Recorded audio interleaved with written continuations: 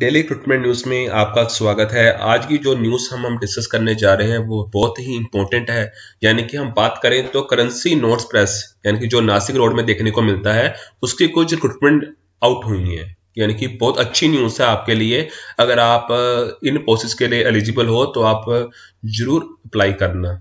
Done. सबसे पहले हम देख लेते हैं हमारे वेलफेयर ऑफिसर की जो पोस्ट है। इसकी हमें टोटल 1 पोस्ट देखने को मिलेगी। टोटल 1 पोस्ट में अनरिजर्व पोस्ट है। उसकी तो आप सैलरी देख सकते हो कहां से लेकर कहां तक है। डन। 29,000 से लेकर 1,03,000 तक देखने को मिलता है। उसके साथ ही जो एजुकेशन क्वालिफिकेशन मांगी गई है वो है डिग्री या डिप्लोमा चाहिए आपका सोशल साइंस में। अगर आपकी मास्टर है आर्ट्स एंड सोशल वर्क में तब भी चलेगा। उसके बाद हम बात करते हैं उन्होंने ऑप्शन दी हुई है, देख सकते हो आप। एज के बारे में बात करें तो आप 18 से 30 के बीच में होने चाहिए। आपका ऑनलाइन एग्जामिनेशन होगा, ओनली ऑनलाइन एग्जामिनेशन। उसके बाद सुपरवाइजर टेक्निकल कंट्रोल की जो पोस्ट है उसके लिए आपकी सैलरी ये होगी, आप ध्यान में रख सकते हो। टोटल 10 पोस्टेस हैं। अनरिजर्व की हमें 6 पोस्टेस देखने को मिलेगी। एससी की 1 है, ओबीसी की 2 है, ईवीएस की 1 है। ये तो आपको ध्यान में रखना होगा। और आपका डिप्लोमा होना चाहिए इंजीनियरिंग में और आपकी हायर क्वालिफिकेशन बीटेक में होनी चाहिए। डन। ओके, बीटेक बी हम बात करें तो बीएससी इंजीनियरिंग में होनी चाहिए। आपकी जो एज है सेम है और ऑनलाइन एग्जामिनेशन होगा इसके लिए। और सुपरवाइजर ऑपरेशनल के लिए आपकी पोस्ट के लिए 5 पोस्ट देखने को मिलेंगी। टोटल 3 पोस्ट एससी के लिए हैं, 2 पोस्ट बैकलॉग में है। इसमें भी आपको डिप्लोमा चाहिए इंजीनियरिंग में, या हम बात करें तो आपके पास बीटेक या बीएससी होनी चाहिए। और हम बात करें इंजीनियरिंग कंसीडर की जाएगी इसमें, ये बात आपको ध्यान में रखें। बाकी हमें सेम देखने को मिलेगा। डन। उसके बाद हम बात कर लेते हैं सुपरवाइजर ऑफिशियल लैंग्वेज की। उसके लिए आपकी पोस्ट के लिए आपके पास सैलरी ये होगी। टोटल 1 पोस्ट है और आपके पास मास्टर डिग्री होनी चाहिए किसी भी यूनिवर्सिटी से, और आपका सब्जेक्ट हिंदी में मास्टर डिग्री हो या इंग्लिश में मास्टर डिग्री हो। डन। या दोनों को हम साथ में लेकर चलें तो अब भी हो सकता है ग्रेजुएट लेवल में। ओके, आपके साथ साथ आपको ये भी चाहिए कि आपको 1 ईयर का एक्सपीरियंस चाहिए एज अ ट्रांसलेशन, क्योंकि ये सुपरवाइजर ऑफिशियल की पोस्ट है तो आपका ट्रांसलेशन होनी चाहिए। आपके पास हिंदी से इंग्लिश का एक एक्सपीरियंस होना चाहिए। आपके पास संस्कृत की नॉलेज होनी चाहिए, ये डिजायरेबल है। और आपको कुछ भी हम बात करें तो मॉडर्न लैंग्वेज के साथ साथ हम बात करें आपके पास इस लैंग्वेज का भी प्रोफिशिएंसी होनी चाहिए। और साथ में आपको ये भी पता होना चाहिए कि कंप्यूटर्स में हिंदी लैंग्वेज को कैसे यूज करते हैं, उसकी प्रोफिशिएंसी होनी चाहिए। और डन, आपका ऑनलाइन एग्जामिनेशन होगा। डन। उसके बाद हम बात कर लेते हैं असिस्टेंट की, सेक्टोरियल असिस्टेंट की। उसकी 1 पोस्ट देखने को मिलेगी। उसमें आपको ग्रेजुएशन चाहिए। ग्रेजुएशन किसी भी डिसिप्लिन में हमें देखने को मिल सकता है। और आपको 55 मार्क्स होने चाहिए। उसके बाद आपके पास कंप्यूटर नॉलेज होनी चाहिए।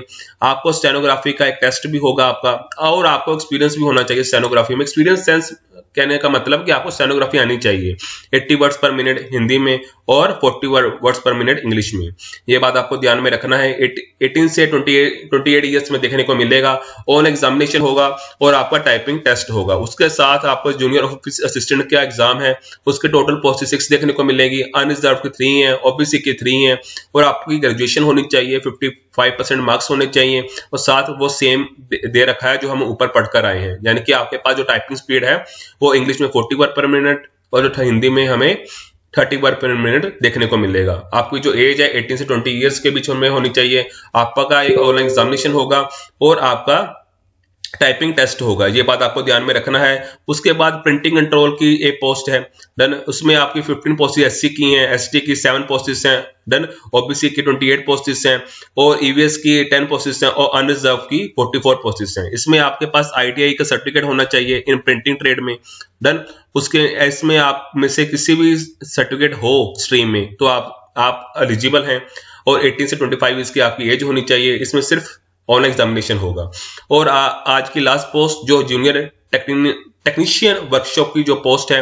डन। उसमें हमें देखने को मिलेगा 8 पोस्टेस एक देखने को मिलेगी, 2 पोस्टेस एक देखने को मिलेगी, 7 पोस्टेस एक देखने को मिलेगी, 4 पोस्टेस एक देखने को मिलेगी। अलग अलग के लिए हमें अलग अलग एलिजिबिलिटी मांगी गई है।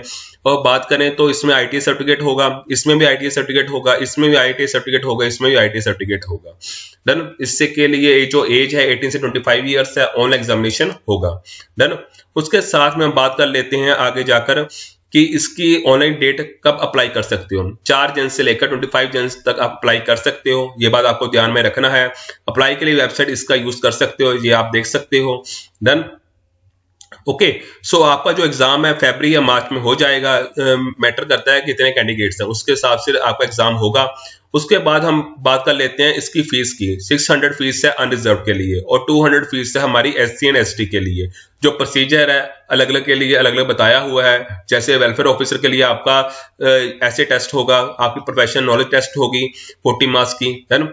ओके, 40 क्वेश्चन होंगे 40 मार्क्स की। बाकी आप देख सकते हो general awareness, English language, logical reasoning, quantitative aptitude.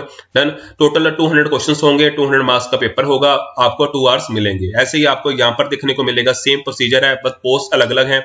उसमें आपका जो ये पार्ट है वो चेंज हो जाएगा, बाकी पार्ट सेम रहेगा। ये बात आपको ध्यान में रखना है।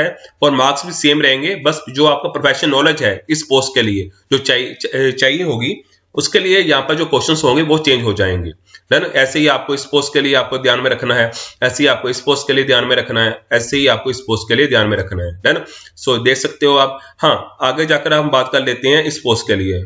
सॉरी, हम जब बात करते हैं इस असिस्टेंट पोस्ट के लिए, उसके लिए आपकी कोई प्रोफेशनल नॉलेज तो नहीं चाहिए आपको, आपके पास ग्रेजुएशन होनी चाहिए। और आपका जो बाद में स्टेनोग्राफी का टेस्ट होगा, है ना, स्टेनोग्राफी का जो टेस्ट होगा वो तो बाद में होगा, पहले आपका ऑनलाइन एग्जामिनेशन होगा। तो इस पोस्ट के लिए आपको 4 सब्जेक्ट्स होंगे आपके, general awareness, English language, logical reasoning, quantitative aptitude.